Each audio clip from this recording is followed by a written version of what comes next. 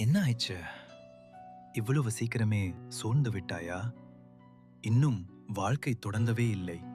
ஆனால் நீ ஏற்கனவே உன்னை தோல்வியாளன் என்று எண்ணிவிட்டாயா?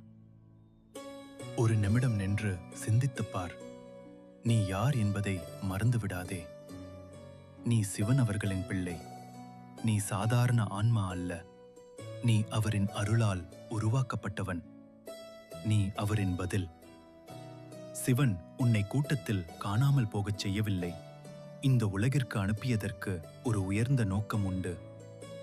காலம் கடினமாக இருக்கும்போது, இருள் சூழ்ந்த நேரங்களில் ஒளியாக நிமிர்ந்து நிற்கவே அவர் உன்னை அனுப்பினார்.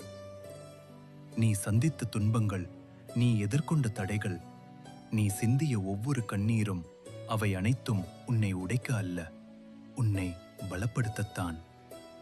சிவன் உன்னை வலிமையாக்கவே